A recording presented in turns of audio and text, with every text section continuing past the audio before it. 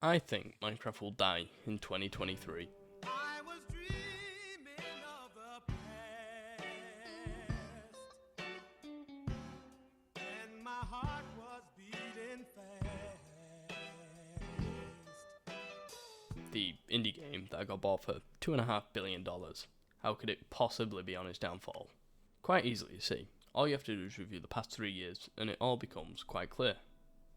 According to Google Trends, the interest in Minecraft has dwindled drastically. It's now in the same position before Dream became popular, which is quite a fall from grace. You can chalk this up to a few factors, pick whichever one you feel fits.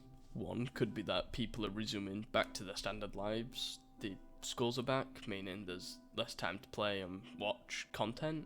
Another reason could be that people just aren't interested in Minecraft anymore. I think the last one is the most probable, and I'll explain why.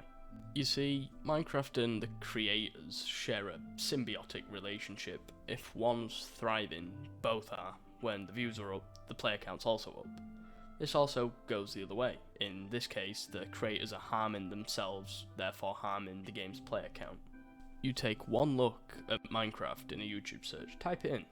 It's all 100 days and clickbait garbage essentially. Not that all 100 days are bad, it's just most of them are basically like cookie cutter ones. They're like all the same.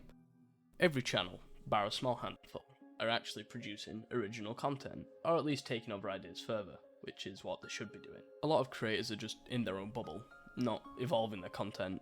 It soon becomes stale, and what happens when something becomes stale? You throw it out and seek new things. In this case, it's the viewer leaving. They check their stats, their viewers are down. In denial of their fall off, they'll then complain on Twitter saying the algorithm isn't working. They're just like me, except I don't make money. I can't even differentiate creators now. Once upon a time they used to have some form of identity. You would be able to know who's who.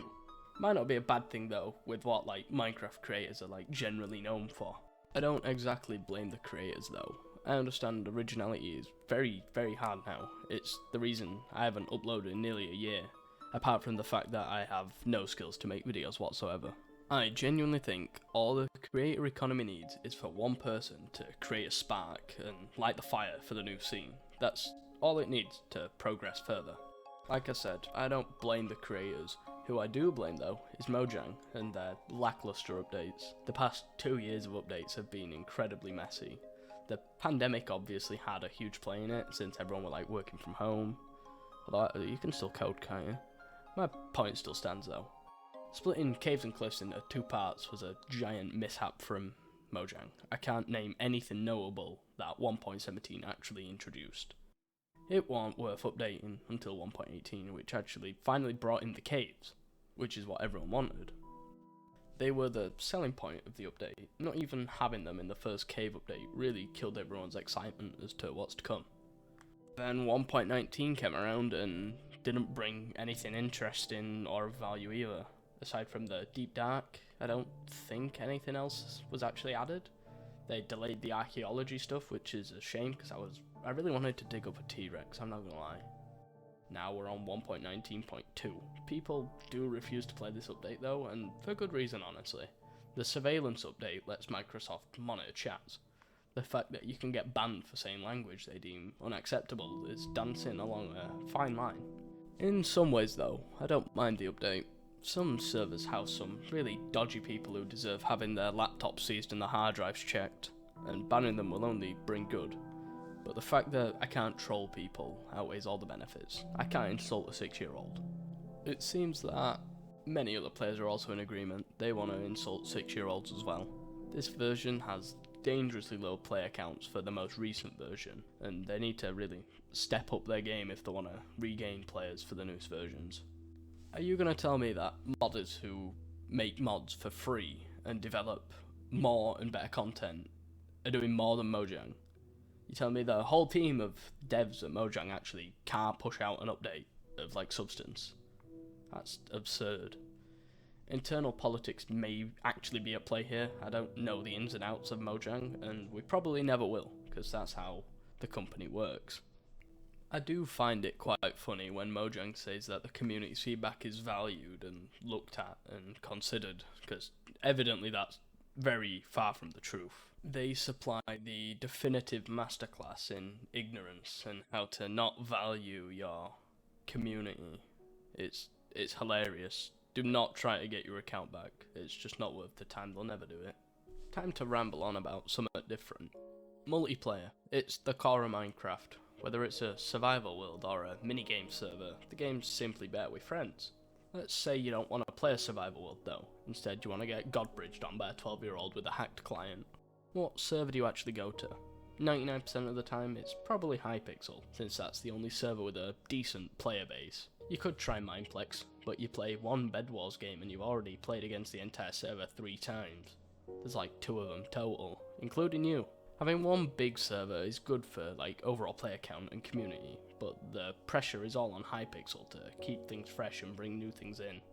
That's a really tough spot to be in as like a server. But that's the price they pay for essentially having the monopoly on the multiplayer servers. Even then, Hypixel's numbers are still dwindling down slowly. There's only so much that they can actually do to remedy the situation they're in, and I don't think anything's gonna work. The community is both Minecraft's strength and weakness. They always support the game where possible and watch the newest creators, up and coming and mainstream, but sometimes they take it a step too far and create divides within the communities and drive others out. Anyone who is up to date with Minecraft knows this all too well. There's 3 tiers to this. You've got your average fan, who just likes to play the game and watch content. The Minecraft stan, who is a ride or die for someone who doesn't even know who they are, or even of their existence. Just a number. These are generally harmless, albeit a bit annoying sometimes if you've ever seen them in like comment sections. Then there's the toxic stan, who will attack you for not liking a creator or disagreeing with them. These will go as far as to leak personal info about others. I would advise against becoming one of these out of like self-respect and like potential court cases. Just don't do it. It's not a good idea. Like, trust me. The main issue arises when the creators themselves enable their fans to be like that, sometimes even encouraging the behaviour. It's morally wrong and legally questionable, but they would fade into obscurity if they lost these money printers.